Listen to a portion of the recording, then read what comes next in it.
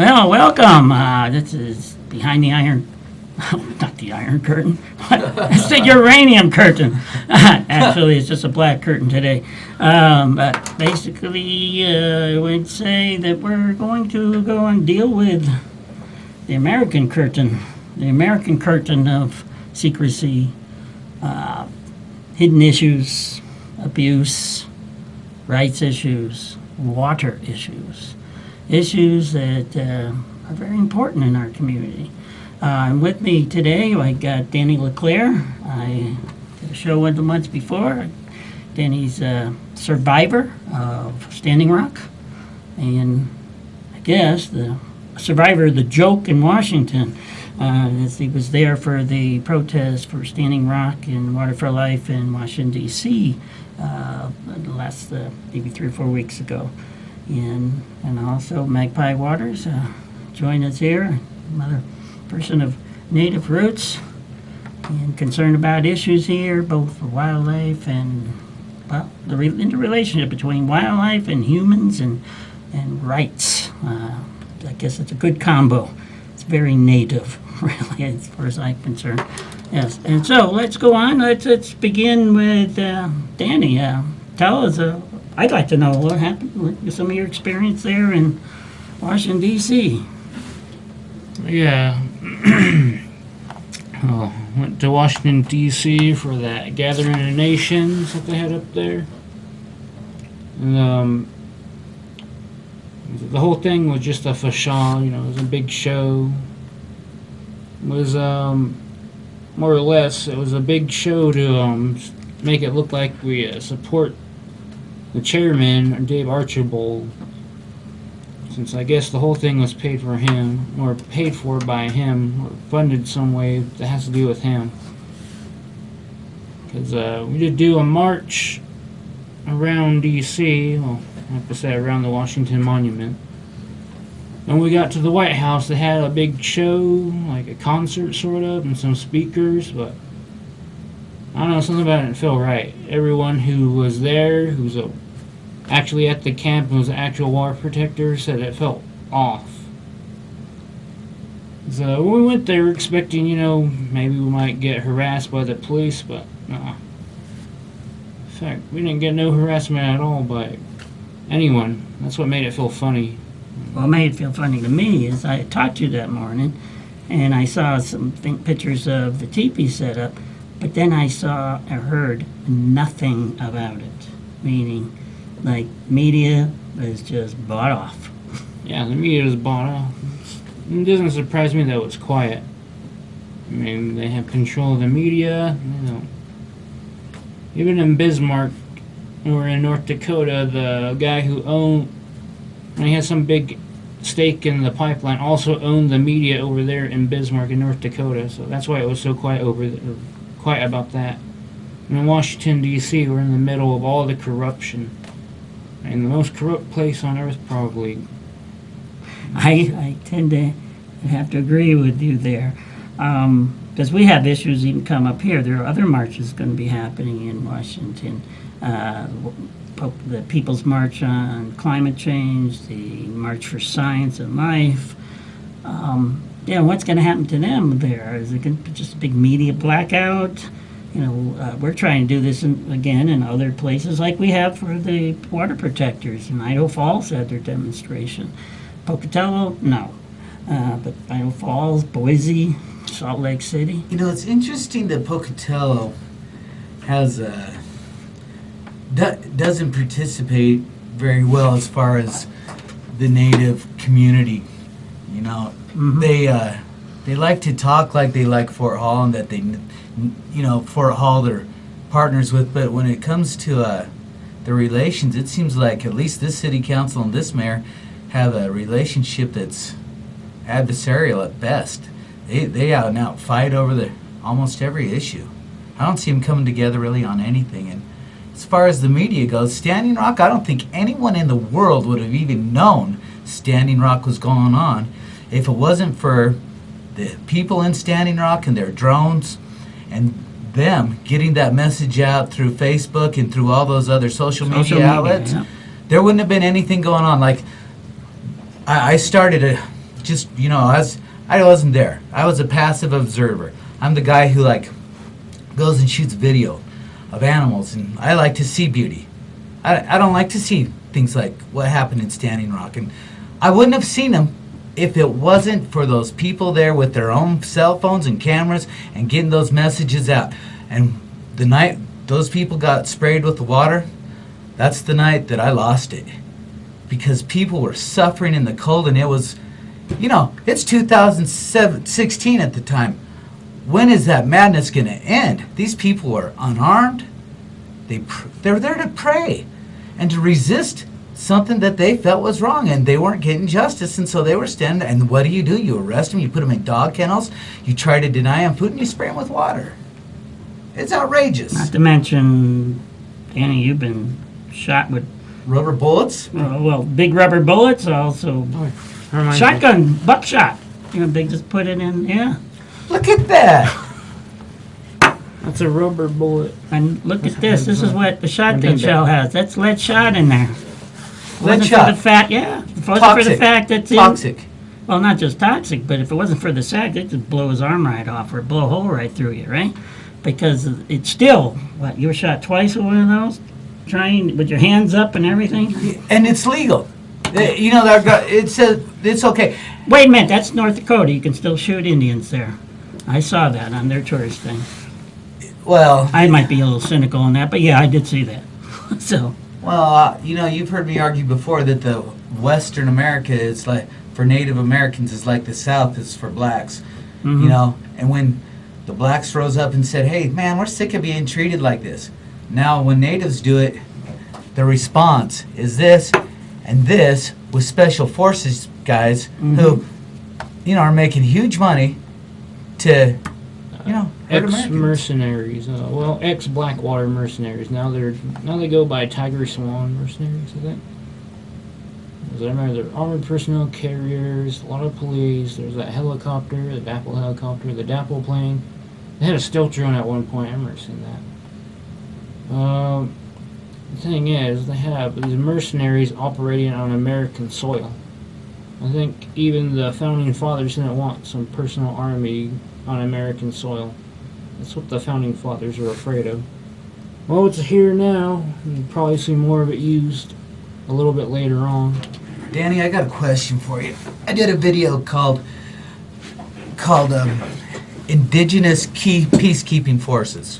And the reason I said the title was Indigenous Peacekeeping Forces is because I called in for the UN, because the UN, United Nations Peacekeeping Forces, I wrote to the United Nations, I wrote to senators, I wrote to everyone I could to get the United Nations not to come observe, but to come and protect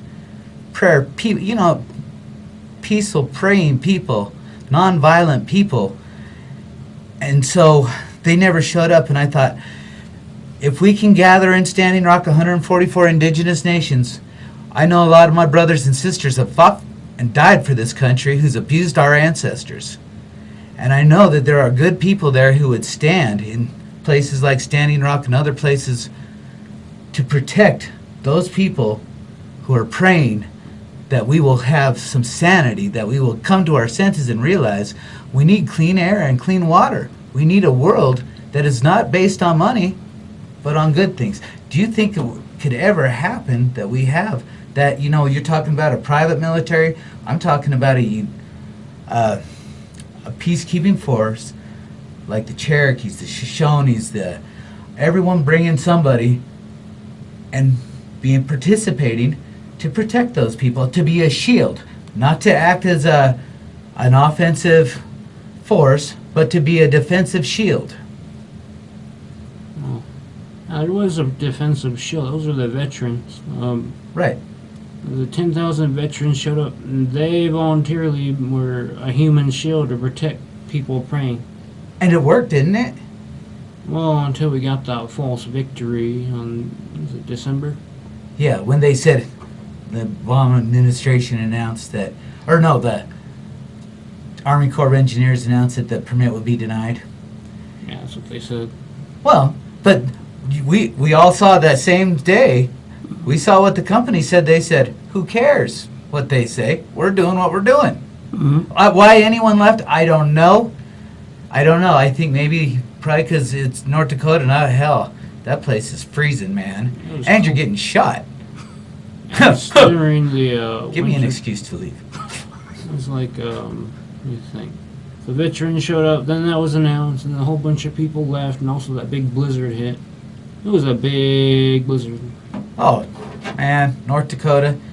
I'll tell you what, North Dakota is one of the coldest places on the planet. Wallace Stegner, when he wrote about North Dakota, when I read about the cattle that were in North Dakota, the cattle aren't bison, okay? They're not made for that. They froze. They were, what would you call them, cow sickles? Yeah, they froze on the ground right there and dead. The whole herd's like 700 cattle standing there frozen like statues. North Dakota is a horrid place to go. That's why you have to understand the resolve that these people had. They came from around the world to one of the harshest environments in the whole world. Well, let me add something that I know because I've been working with the Lakotas and Oglala a long time. And one of the things that happened in the plains that many of you might not even know, but there was been a bit of depression in the area. People abandoning farms. It's not a hospitable place to try to make a living with the land unless you're doing what happened in the past. Buffalo roamed the plains. And, when it got too cold, even they left, just came back, again. So it was a cycle of life for a very inhospitable place in many ways, in many areas, not all of it. But back when people were quitting the farms, a lot of people left the farming areas of North Dakota. The Native American says, well, isn't our treaty rights? We would like it back. Okay? We would like this land back. We'll use it more for what it was once used for. But that's when this issues began. Pipeline stuff goes way back. I mean, that's been going on in North Dakota, stealing people's lands that were farmers, getting them right out cheap. Who's going to end up owning this land? Well, they lied to not the Native Americans. That's what they were determined not to happen. It doesn't go back. They lied to get the people there in the first place. The people that they recruited were Europeans. They were going through famine and plagues, and they would get these brochures, kind of like you get on the internet telling you that, man, you can get all this free money from a government grant. You just pay them $500 and they will give you $10,000 in grant money and you don't have to pay it back. Well, those people in Europe were buying into that just like some fools buy into that stuff on the internet now. Yeah. And they moved up to North Dakota, Montana, and Canada expecting to grow, 100-pound watermelons and squash and stuff. And there were times when they did have good seasons and it was an incredible place to grow things. But in general, no. Called it the Depression, didn't we? This Dust Bowl days, things like that. Well, you read Stegner and you can read what it was like. You'd see clouds coming and you'd think they were rain clouds. They were bugs.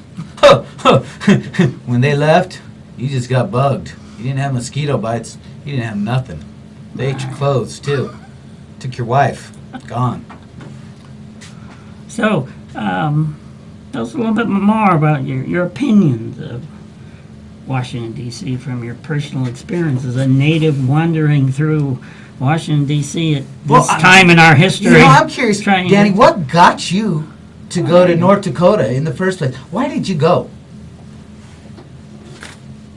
Oh, I can't describe it. I've ever seen the videos on the internet and that they're fighting a good fight. I don't know. A lot of people say we're called to go there. It's like don't know how to explain it any other way. You just felt kind of like there was, when you say you were called, I mean, because, when we go to sweat, we go pray. People forget that natives, they are very, traditional culture has always this spiritual belief. Our ancestors are with us. And so you're saying you just kind of felt like there's something pushing you that direction. Yeah. And so you went. No, I had a dream, too. It was a weird dream. I know when I met Danny, he was an ISU student with the Native Americans Alliance, and then also even maybe considering running for office here to be involved with his tribe. So I don't know if I want to be an elected official. yeah. It's tough, but being a voice, that's what I say. We need more voices. There's a difference between leaders and elected officials. That's true. One of the presidents the past said, what was it? Oh, who was it? I can't remember. But he said don't trust elected officials just because they're elected officials. Oh. Something like that. I remember who said that. Well, we all know it. It's true anywhere. That's a truism. Because elected officials get in because people elect them, and usually the people who get elected in have big money that gets them elected in. Right, they're Lobbyists. sponsored. That's one of the things. My issues has been with politics in America is that there's always money behind it, and so the people who get elected usually, it's representative government, but who do they represent? They represent the people who gave them checks. Mm-hmm. It's like Donald Trump right now, and as our president, who does he represent? He probably didn't have a whole lot of checks written to him, so he represents his own interests and the interests of those he's allied with. And the one thing that he's seen, and that I've heard Danny talk about off camera, is just that the land in America, he says we're rich. He's right. We are rich. We have a bank account called the land, and the land is where our life comes from. Mhm. But like any bank account, if you start withdrawing money, you can deplete that account and you become poor real quick. And I think we'd all, I know for me, I don't want him writing checks. I want him to leave things alone, because there's a lot more people in the world right now than there was 200 years ago. My little girl, she needs clean air and water. Definitely. That's something we all got. People used to think, well, this is just a Western issue. But you get a chance to go back east. They run out of water in the east. I mean, there are issues of people. Well, that forest fires in the winter. Oh, yeah. But, I mean, even Huge ones, man. Areas that, Georgia. yeah. That's Cherokee country. We didn't have fire. It's a little messed up. But, I mean, part of that is our growth of people. Our demands, corporate demands, city demands, that there's no more water. I'm talking things I know in New England. Like, they didn't have water for the fisheries anymore. The water that we see water in rivers and stuff. Go drink it. No, who would drink the water in our rivers? No one would. Because you get sick. We dump sewage. Like the city of Cincinnati, they openly dump sewage into their rivers and pay the fine. We got to get out of this attitude that we'll pay the fine. No. That fine, you don't pay it. Generations down the line pay it. And we don't want them to pay our bill anymore. It's not right. We got left with the lands that are... It's not right. We're paying the bill that our ancestors, wrote checks on a long time ago, and we don't want to be responsible for that for our kids. On the effort of having water to drink. Speaking about water, is the resolution that was passed in Congress, Resolution HJ 44. It's where they open up, national forests, open up to big corporations to drill or dump their sewage in, like, runoff, like coal mine runoff, that black toxic stuff. They're just dumping into now that's been passed, we're probably going to implement it because that's how you make money since there's less regulations. Oh, it's all about this money. They're going to... All about greed. Yeah, it's greed. More money than they need. Because it creates jobs to maintain the balance, the cleanup. If you got other people doing restoration, instead of, no, let's just go and we'll just decimate it. It's public lands. Let the public deal with it and pay the bill later. And so that's a problem. That's a big problem. The rate at which corporations can create waste is amazing. If a big corporation gets a hold of any of these national forests to dump their runoff, and that forest is going to be ruined within a couple of years. And the amount of waste that can produce is amazing, just in a short amount of time. Yeah, but they use their standard way of protecting themselves. Barbed wire fences and signs that say, do not trespass. On the girls around the corporate contaminated areas. So you don't see what happens. It's no different in Pocatello. There are places we can't get to because, it's private property. Always it's private property, you're going to get off this here. But yet they have the contaminated materials there, or they're the source of the contaminated materials. Sometimes those contaminated materials can, run off their private property into public property, like what is that, Monsanto with their seeds. Yeah, the selenium, Yeah, the what is it? Sometimes plants flower and then the seeds get spread out everywhere. Be careful with the winds. yeah. So they're reading some issues with that. When the seeds sprout or whatever, they're GMOs or whatever, right. and then they spray off onto, say, some farmer's land with his own private crop. But then these seeds come in that were GMO seeds land on his crop, and now they're finding him for having their seeds on his property, which blew off because of the wind. Yeah, when I came back to Idaho, I learned of that quickly here. I was living on a farm, helping some people in some issues in Idaho Falls area. And that's what happened. Organic farmers were then threatened to kill all their plants because they are somehow interfering with the GMO crops in one way or another. It's sometimes hard to fight anything but above it. This is a little off tangent, but I'll tell you something that freaked me out during spring break. We deal with contamination issues, don't tell, cover up. But then people brought me up to Rexburg, because there's a problem there, and finds out the whole area around Rexburg has the same contaminations, but you get farther away from the source area, nobody talks about it, brings it up, and there it was in all their canals, putting it on the crops, in their water supply, and in the animals, your radioactive materials. It's there like placer gold on the bottom of a stream back.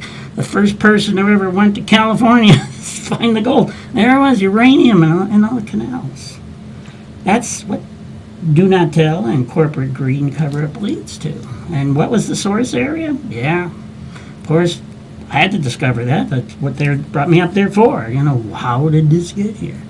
Well, it's stupidity, do not tell, and cover up. Put it everywhere and don't tell anybody. The lies are so big that it spills out of their contained area. At the rate that you can produce, and then there's all that waste that's produced with it. You try and fill a bucket with too much water, it's eventually going to spill over into everything else. So. Paul, you were sharing me something about some of the laws we have in our country here. I was just reading about the resolution, and it looks like it's passed. Yeah. And it's just, President Obama put in some, restrictions on December 12th, and all this is the Republicans going in and nullifying everything that the past president did. It's not unusual to see things like that. But what the dilemma is that it really opens up the pathway to, like what Danny's talking about, the pathway to exploitation of resources. And the whole principle behind these national forests, Teddy Roosevelt, Gifford Pinot, and a lot of other people fought these corporate people, like the richest people in the world of all time, John D. Rockefeller. That guy's like 10 times richer than Bill Gates. He's the money that they got from extracting those resources was phenomenal. And the people now, they saw that, they know it, and they're trying to replicate that wealth and create a power. But what all that'll do is make us create a greater divide in the poverty between those who have and those who have not, and it will take away the public lands from the people. And really, the public lands, in my belief, it's the only thing that really unites us together to where all Americans can be invested in this country, where we can say we're Americans, because we all have ownership of our national parks, national forests, and that trust land. In a way, it makes us all native-like. Where natives have trust land for their reservations, well, that's where Americans can be similar. People try to make us out different. They say natives are super citizens because they're American citizens and like citizens of the Cherokee Nation of Oklahoma, or like say the Shoshone-Bannock tribes. They have cards, and so they have dual citizenship, so to speak. But really, all Americans have that. We all have an investment in trust land. We all have that responsibility to be, when he says they is us. Us. We are the ones who need to get a grip and get control on these son of a bitches. Because I'll tell you what, they're out of control and they're going to try to rob us all. Yep, and a lot of these resources that sometimes they lay claim to are just being shipped out of the country. The oil pipeline isn't for the United States. It's just, well, here's a quick little punch, a little diversion here. Let's, build the pipeline and we'll employ 100 people or something on the pipeline. But then the oil is sold somewhere else. Well, yeah, who benefited from the oil in Standing Rock? I mean, we know oil's something that's it takes a long time to get. It's not a renewable resource. And so why would you see, the oil's a great example. You took the money out of the bank, which is the oil. Mm-hmm. The oil's a deposit, right? They're called oil deposits. So you have your oil deposits, you build a pipeline, and you just take your deposit and it's called oil withdrawal. And did anyone, only a few people in North Dakota benefit from it. That's right. Yeah, it was oil. Oil, some it's from Canada. Let me see. And the pipeline is made out of is from Russia. It's that cheap Russian metal that you can break easily. We're shipping it all the way across the country, going underneath the Missouri River, which connects to the Mississippi, of course. It's going all the way down. And then once it gets down there, they're going to put it on ships and send it all the way to China and bring it back. It's cheap products. And now they're reviving the Keystone XL pipeline. That's real. That oil was from Canada for sure. So we're doing this for the profit of a corporation, for the benefit of our neighbors up north. Doesn't sound too bad, but we're sending it to China, which I don't think the Chinese like us very much. And they already got us in how much? They got us in their pocket too. And we ship all our jobs over to China because it's cheaper. Chinese are just being Chinese. They want a job, they want a living, and they'll make things. They're willing to work hard. There's no doubt about that. Do they have the resources? No. But if you want everybody to make them everything, then they say, well, you got to supply us with the resources. To me, I don't care if people like us or dislike us. What I care about is us. I care about my kids and their future. And I care about, I'm from Nevada. My dad worked for the Forest Service, and so I've lived in South Dakota. When you talk about South Dakota, I live by Wounded Knee. I went to Sundances. I've been with all those people a long time ago. And, I grew up in the West. And I'll tell you what, because of the Forest Service and seeing who operates, companies on our national forests, those companies are from Europe, they are from Asia, and that money goes to those places, those resources go to those places, and Americans do not benefit. So this is something that needs to be changed.